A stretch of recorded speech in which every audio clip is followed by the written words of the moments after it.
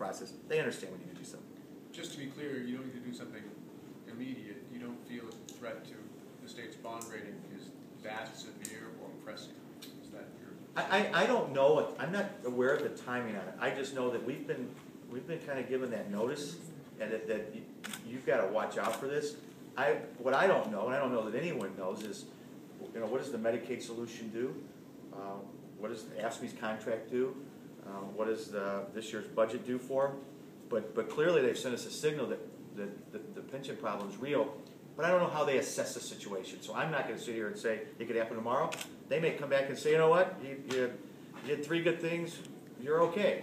But the fact that they've singled out pensions time and time again makes you wonder, or makes you say, and I believe you have to do this sooner. And the governor said that. And the fact that we've heard from Jerry Sturmer, for example, in the executive committee, saying the words, if we don't deal with this today, the bond rating agencies are going to be dealing with us severely on Monday, that's hyperbole? Oh, look, and I don't remember Jerry saying that. I was busy looking at my notes. If he said that, I think we have to take that very seriously. And if Jerry made that comment, then he may be back here even sooner than I thought, because I think Jerry's probably has some, and it's nothing wrong, I'm not accusing, probably has perhaps some intelligence that we don't have. And if he's saying that way, I think we need to be cognizant of that. The sticking points of this are the cost shift, it seems, or the raise provision that you guys have. Is there pension reform without an aspect of local accountability in your eyes? Without getting into the specifics, I think there's common ground, as there always is. I felt, as you heard yesterday, strongly over the last couple of days about this property tax increase dash shift to locals, however you want to phrase it. But I think we can find common ground on a pension reform bill, on a total package that we can pass. It has to pass, I think, in a bipartisan way. So I think there's a route there, and if there may be a roadmap that we haven't seen, and we're open to any ideas that people have.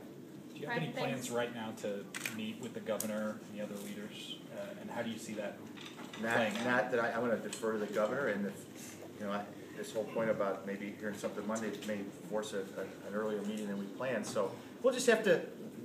My approach is I will be ready and willing and able and go anywhere to help bring some finality to this situation. If it starts tomorrow, it starts tomorrow. If it says it's next week, it's next week. Whatever, I'll be there. Is there going to be another leaders meeting tonight? No one's told me about it. Or okay. If or there in is, the near future, is there may be one. There may be one, and I wasn't invited. Well, that would be kind of silly. What about in the near future? You guys talked about doing something like that? No. The last time I really talked to the speaker was yesterday when he asked me to take his bill. Now, do you know if the governor asked him to ask you to take the bill, or just ask him? I think he wrote him a note in study hall. I don't know what he did. I really don't. You know what? I'm sorry. I did talk to the governor today, and he said that he didn't say anything about the transfer of the bill, but he just said, I think we ought to take the shift out and do it the way it is, Rich. So, but he didn't talk to me about the mechanics of changing. He didn't mention that at all. Well, and to be clear, when you said the last time you talked to the speaker was when he asked you to take his bill, he made this announcement on the floor. Did you have a one-on-one conversation with him about it, or it was just that? I wouldn't. Yeah, I really wouldn't call that a conversation. You're right. All right. It's a new way to communicate in Springfield. All right, Do you think thanks, the speaker guys. wanted you to be the one answering these questions tonight when a pension deal didn't work out instead of him? It's possible, but you know what?